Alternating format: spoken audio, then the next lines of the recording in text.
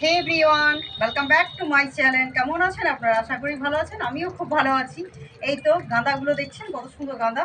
এই যে এটা থপকা গাঁদা, অরেঞ্জ একদম ডিপ কালারটা যেটা। আর কত কড়ি হয়ে আছে দেখছেন, ব্রাঞ্চে ব্রাঞ্চে কড়ি হয়ে আছে চারিদিকেই।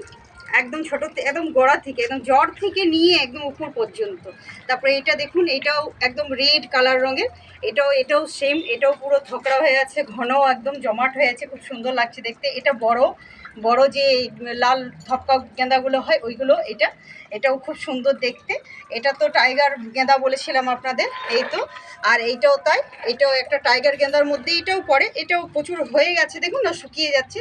তো এটা শীতকাল চলে গেলে না, এটা স্টোর করে রাখতে পারবেন। কি করে আমি বলে দিই, গাছটা তো স্টোর থাকবে না।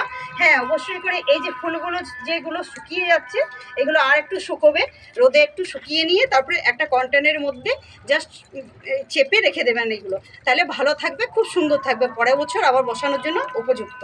তাহলে এইরকমভাবেই কালেক্ট করবেন আপনারা, বীজ সংগ্রহ করে পরের বছর নেক্সট ইয়ার আবারও মাটিতে যদি আপনারা রোপণ করে দেন, ইজিলি গাছ বেরোবে ছোট। আর অবশ্যই করে সময় সময় কাটিং করতে হবে। কাটিং করলে এত সুন্দর ঘন ছোট্ট থেকে ছোট গাছেও ফুল পাবেন, আর দেখতেও খুব সুন্দর লাগবে ফুলদানির মতো। তাহলে কীরকম লাগছে অবশ্যই করে আমার এই গেঁদা গাছগুলি অবশ্যই করে জানাবেন। সরষার খোল ভেজানো জল দেবেন অবশ্যই করে। আর বায়ো ডিএপির দানাগুলো অবশ্যই করে দেবেন। বাস এইটুকুই এটার কেয়ার এখন শীতকালে।